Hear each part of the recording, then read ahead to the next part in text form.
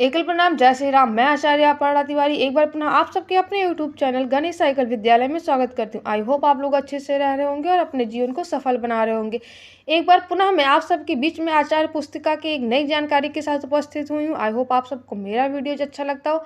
अगर अच्छा लगता है तो please like, comment and subscribe करें और अपना प्यार और सपोर्ट ऐसे ही बनाए रखें। मैंने पिछले कई वीडियो में आचार्य पुस्तिका की जानकारी आप सबको दी है और यह जानकारी मैं पेज वाइज दे रही हूँ। हर एक पेज का क्रम वाइज मैं आप सबको जानकारी दे रही हूँ। अब मैं जो आप सबको बताने जा रही हूँ पेज नंबर 9 का है, जिसमें क्रमिक शिक्षा के बारे में आपको बताया गया है। इससे पहले मैं बता दूँ, अगर आपने पिछले वीडियो को नहीं देखा हो तो प्लीज़ जाइए और वीडियो को देखिए और जानिए कि आपकी आचार्य पुस्तिका में क्या है, कैसे आपको काम करना है। यदि आप एक आचार्य हैं या आप एकल विद्यालय के संगठन से जुड़े हुए कोई भी अधिकारी हैं तो हो सकता है ये वीडियो आपके लिए लाभदायक हो, क्योंकि हर जगह आप बुक के साथ नहीं रह सकते हैं, इसलिए उस टाइम ये आपका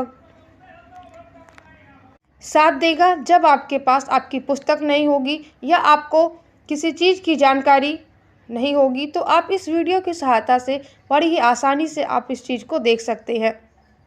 चलिए हम आप सबको अपने अगले पेज की ओर ले चलते हैं, जहां पर हम आपको क्रमिक शिक्षा के बारे में बताएंगे। क्या होता है क्रमिक शिक्षा? इससे पहले मैंने आप सबको बताया था प्रशिक्षण वर्ग की तैयारी। अगले वीडियो में मैंने बताया था कि यदि आप प्रशिक्षण करने जा रहे हो तो आपको उसके लिए किस किस चीज़ की आवश्यकता होती है।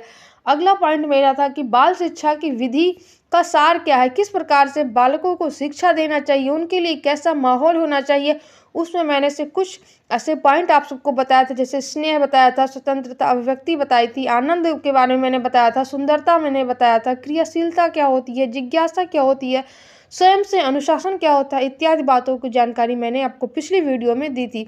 इसी जानकारी को आगे बढ़ाते हुए आज मैं आप सबको क्रमिक शिक्षा के बारे में बताएंगे, जो आपकी आचार्य पुस्तिका में पेज नंबर 9 में दिया हुआ है। तो क्रमिक शिक्षा के अंतर्गत क्रमिक मतलब क्या होता है? क्रमवार शिक्षा देना। जैसे मैं आप सबको प्रत्येक पेज के बारे में अच्छे से, जैसे पहले मैंने 1 बताया, फिर 2 बताया, फिर 3 बताया, आज उसी क्रम में हमारा 9वां पेज है। इसी प्रकार से जब हम किसी जानकारी को स्टेप बाय स्टेप देते हैं तो वो हमारी कौन सी जानकारी होती है? क्रमिक जानकारी होती है या क्रमिक शिक्षा होती है।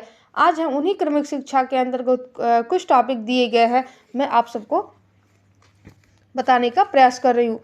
इसमें पहला पॉइंट जो हमारा है, पहले निकट फिर धीरे धीरे दूर की बात करनी चाहिए। यदि आप किसी बच्चे को शिक्षा दे रहे हैं तो पहले आपको निकट की शिक्षा देनी चाहिए, फिर आपको धीरे धीरे दूर की शिक्षा देनी चाहिए। अर्थात मैं उदाहरण देके आपको सबको बताना चाहूँगी। जैसे कोई छोटा बच्चा है, ठीक, उसे अभी कुछ भी नहीं आता है, तो उस बच्चे के निकट क्या होगा? पहले उसे ABCD आप बताएंगे, पहले आप उसे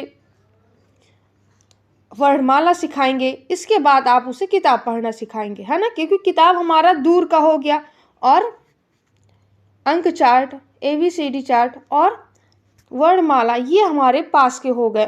तो आपको कहाँ से ABCD से शुरुआत करके बुक पढ़वाने तक का ले जाना है। अर्थात पहले निकट की जानकारी देनी है, फिर दूर की जानकारी दी। यदि आपके घर में कोई बच्चा है तो वो बच्चा अभी छोटा है, तो आप सबसे पहले अपने रिलेशन मतलब अपने घर वालों के बारे में बच्चों को जानकारी देंगी। बेटा ये मम्मा हैं, ये पापा हैं, ये बुआ हैं, है ना, ऐसे जानकारी देंगे। इसके बाद में मामा मामी, नाना नानी, है ना, ढेर सारे रिश्तेदारों के बारे में आप परिचय देंगे। तो आई होप आप लोग समझ पाए होंगे कि निकट से दूर की जानकारी क्या चीज़ होती है। हमारा अगला पॉइंट है, पहले सरल फिर धीरे धीरे कठिन कार्य देना है।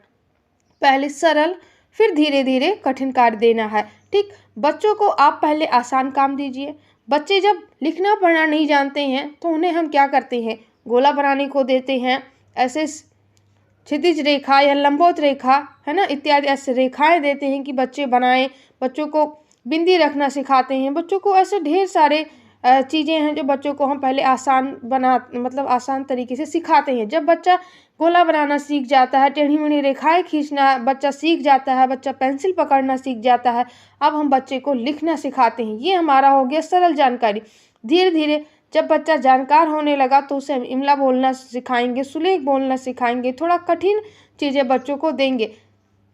ये हो गया सरल से कठिन की ओर। फिर पहले ज्ञात फिर धीरे धीरे अज्ञात में जाना होगा। फिर सबसे पहले हम बच्चों के लेवल को जानेंगे कि बच्चा कितना मतलब जानता है, कितना नहीं जानता है।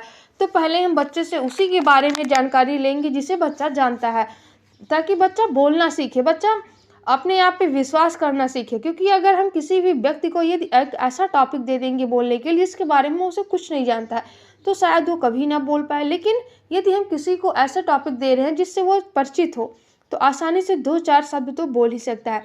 ऐसे ही बच्चों को पहले जो उन्हें जानकारी है उसके बारे में उनसे जानकारी लेनी चाहिए, उन्हें बतानी चाहिए, ताकि उनके अंदर जिज्ञासा उठे, वो खुश हों कि मुझे भी चीज़ें आती हैं। फिर जब वो बच्चे लालायित हो जाए, पढ़ने के लिए उत्सुक हो जाएं, फिर आप धीरे धीरे उन्हें अज्ञात चीज़ें जो उन्हें नहीं आती है उसकी भी जानकारी देना शुरू कर सकते हैं। पहले मूर्त फिर धीरे धीरे अमूर्त की ओर जाना शुरू करें। पहले बच्चों को उस चीज़ की जानकारी दें जो बच्चे साक्षात देख सकते हैं, अपने आँखों से वो देख रहे हैं, महसूस कर रहे हैं, है ना। जैसे आपको बच्चों को मैं उदाहरण दे के आप सबको बताना चाहूँगी कि जैसे मान लीजिए बच्चों को आपको वाहन के बारे में परिचित कराना है ना। तो बच्चे स्वाभाविक सी बात है, गांव के बच्चे होते हैं, वो क्या देखते हैं, बच्चे साइकिल देख रहे हैं, बच्चे मोटरसाइकिल देख रहे हैं, बच्चे ट्रैक्टर देख रहे हैं, है ना। आप बच्चों को हवाई जहाज़ के बारे में बता रहे हैं, तो जैसे क्या हो गया, मूर्त है, मतलब वैसे हवाई जहाज़ भी मूर्त है ऐसा नहीं है, लेकिन वो उस टाइम बच्चे के पास, मतलब बच्चे के पास ऐसा नहीं है कि आप उसे उदाहरण के स्वरूप दिखा सकते हो या बच्चे के आसपास हमेशा रहता हो। तो पहले आप क्या करिए, बच्चों को उस चीज़ के बारे में जानकारी दीजिए जिसे बच्चे डेली देखते हैं, स्वयं देखते हैं। फिर धीरे धीरे करके बच्चों को आप उन्हें काल्पनिक बच्चों को बता सकते हैं, बच्चों ऐसा भी एक वाहन होता है जो मतलब आकाश में उड़ता है या ऐसा कुछ करके। फिर जब समय आए तो बच्चों को आप उस चीज़ का मतलब दिखा भी सकते हैं। या अमूर्त तो ये होता है कि जैसे अमूर्त मतलब जो चीज़ हमें दिखाई ना दे। मैंने ये उदाहरण आपको ऐसे मतलब इसलिए दिया है कि थोड़ा बहुत आप मूर्त अमूर्त के बारे में समझ पाएँ। लेकिन मूर्त वो होता है जो आप अपनी आँखों से देख सकते हैं, और अमूर्त वह होता है जो हम अपनी आँखों से नहीं देख सकते। किसी के मन में क्या विचार चल रहा है वो अमूर्त है, आप उसे नहीं जान सकते। लेकिन हाँ, उस उनके मन की बात, यदि वो आप क्या बनना चाहते हो, है ना, आपके मन में है, तो वो तो हम नहीं देख पा रहे हैं। लेकिन यदि आप वो चीज़ बन गए, है ना, तो वो एक अमूर्त रूप, वो आपका अमूर्त रूप मूर्त रूप रख लेगा कि हाँ, अब वो चीज़ आपने जब करके दिखा दिया तो वो सबको दिख रहा है, ये चीज़ आप हो गए, है ना। तो अपनी कल्पना को यदि आप मूर्त रूप दे रहे हैं, तो ऐसा नहीं है कि अमूर्त को हम मूर्त रूप में नहीं परिवर्तित कर सकते हैं, कर सकते हैं। हमारी अगली टॉपिक है, पहले एक एक चीज़ फिर धीरे धीरे सब चीज़ों के सामूहिक गुण जानना होगा। पहले बच्चों को एक एक चीज़ के बारे में जानकारी दें, फिर समूह के बारे में बच्चों को बताएं, है ना। पहले बच्चों को किसी एक चीज़ के बारे में बताएं, फिर धीरे धीरे करके, है ना। बच्चों को आप ढेर सारे फलों का नाम बताएंगे तो हो सकता है बच्चे ना याद कर पाएँ। आप बच्चों को एक एक चीज़ें बताएंगे, एक एक फल के बारे में एक दिन अच्छे से जानकारी देंगे, उसके लाभ हानि क्या है। फिर समूह में रखे हुए फल का आप उसे जानकारी देंगे, या एक व्यक्ति के बारे में पर्टिकुलर एक व्यक्ति के बारे में आप उन्हें जानकारी दे रहे हो तो अच्छे से समझेंगे। फिर उसके बाद में ढेर सारे समूह के बारे में बताइए, तब बच्चों को अच्छे से समझ में आएगा। ये हमारा हो गया क्रमिक शिक्षा के अंतर्गत। फिर अगला टॉपिक हमारा है समग्र शिक्षा। समग्र शिक्षा क्या है? समग्र शिक्षा का अर्थ है कि बच्चों का हर प्रकार से विकास हो, शारीरिक, बौद्धिक, भावनात्मक, आध्यात्मिक, नैतिक एवं सामाजिक, इन सभी चीज़ों का समग्र मतलब होता है सर्वांगीण विकास।